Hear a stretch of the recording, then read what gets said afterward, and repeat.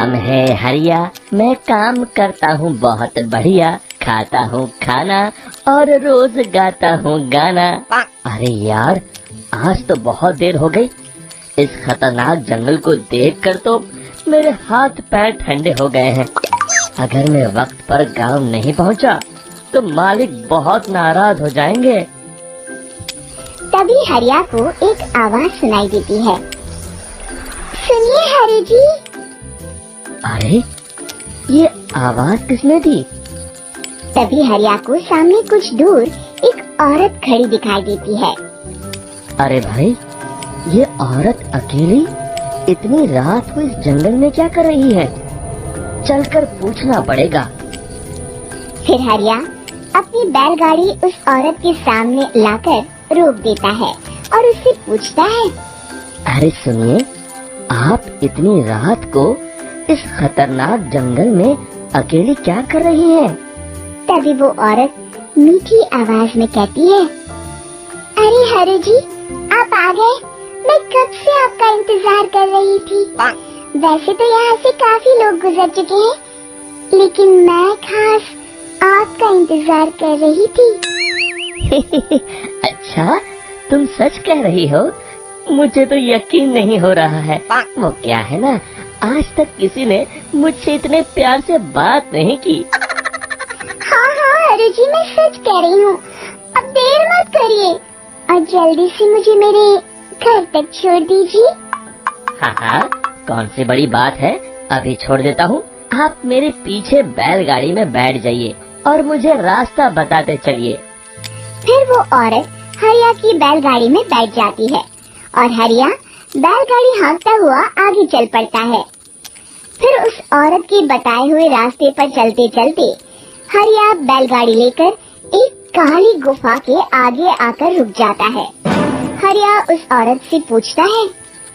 हाँ देवी जी, आपका घर कहाँ है? यहाँ तो एक गुफा के अलावा और कुछ नहीं है। तभी अचानक वो औरत हवा में उड़ने लगती है। देखते ही देखते उसका सुंदर रूप एक डरावनी चुड़ैल में बदल जाता है और वो जोर जोर से हंसती है।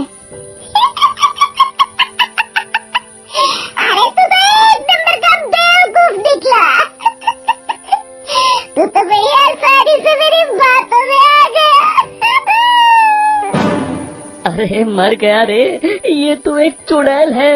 हे भगवान बचा ले, ये तो बड़ी डरावनी दिखाई दे रही है। और फिर अगले ही पल हरिया की बैलगाड़ी में रखा सारा सामान हवा में उड़ता हुआ उस काली गुफा के अंदर चला जाता है और वो चुड़ैल भी उस गुफा के अंदर जाकर कहीं गायब हो जाती है। हरिया ये नजारा देख बुरी तरह घबरा और परेशान हो जाता है। अरे, ये चुड़ैल तो मेरा सारा सामान लेकर गुफा में गायब हो गई। अब क्या होगा?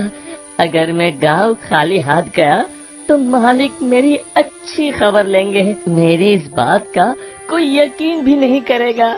फिर आखिर वही हुआ। हरिया के मालिक चंपक सेठ को हरिया की किसी भी बात पर रत्ती भर भी यकीन नहीं हुआ।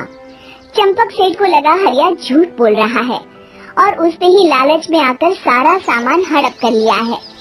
फिर हरिया को बेईमान समझकर चंपक सेठ उसे काम से निकाल देता है। अगले दिन अपनी दुकान में परेशान बैठा चंपक सेठ गुस्से में बड़बड़ाता है। अरे, दुकान में तो सामान बिल्कुल भी नहीं है। अब मुझे ही शहर जाकर सामान लाना होगा। फिर वो अपनी बैलगाड़ी लेकर शहर चला जाता है। शहर से सामान लेकर जब चंपक सेठ वापस गांव लौट रहा होता है, तभी उसे एक आवाज सुनाई देती है। चंपक जी, ओ चंपक जी। अरे, ये तो कोई मेरा नाम लेकर मुझे पुकार रहा है। फिर उस रास्ते में वही औरत खड़ी दिखाई देती है। फिर क्या था, हरिया की तरह चंपक सेठ भी उस औरत के पास अपनी बैलगाड़ी लेकर जाता है और वो भी उसकी चिकनी चुपड़ी बातों के मुंह जाल में फंस जाता है।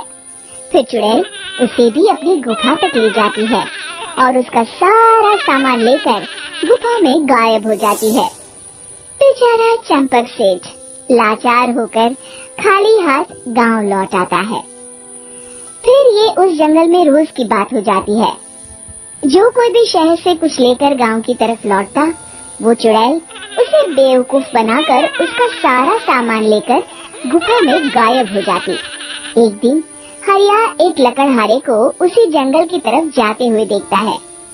फिर हरिया उसे रोकते हुए कहता है, अरे भाई, क्यों अपनी मौत को दावत दे रहे हो? मेरी बात मानो, आगे जंगल में मत जाओ, वहाँ एक बड़ी भयानक चुड़ैल रहती है। लकड़हारा हरिया की बातों को नजरअंदाज करते हुए कहता है, अरे भाई, मुझे पहले ही बहुत देर हो चुकी है, मुझे जाने दो भाई। शाम तक लकड़ियाँ काट कर शहर के बाजार में बेचना है। तुम अपनी ये कहानी किसी फुर्सत में बैठे इंसान को सुनाओ, अब मैं तो चला। इतना कहकर लकड़हारा वहाँ से आगे जंगल की तरफ चला जाता है। फिर अगले दिन गांव के मुखिया के घर के बाहर बहुत सारे लोग जमा हो जाते हैं। तभी हाथ में कुल्हाड़ी लिए खड़ा लकड़हारा कहता है, अरे मुखिया जी, अब आप ही हमें बचाइए उस जंगल वाली चुड़ैल से। हमारा सारा काम तो शहर से ही होता है। अरे मुखिया जी, उस चुड़ैल की वजह से तो मैं पूरी तरह बर्बाद हो गया हूँ। हम सबको मिलकर उस चुड़ैल का कोई इलाज करना पड़ेगा। तभी भीड़ में खड़ा बीरा कहता है, आप लोग चिंता मत करिए, कल से वो चुड़ैल किसी को नहीं लूट पाएगी। मेरे पास एक बहुत अच्छी तरकीब है। तभी चंपक सेठ उसका मजाक उड़ाते हुए कहता है, अरे तेरा नाम वीरा है तो क्या हुआ? तूने अभी उस चुड़ैल को देखा नहीं है? जाकर अपना काम कर, बड़ा आया। तब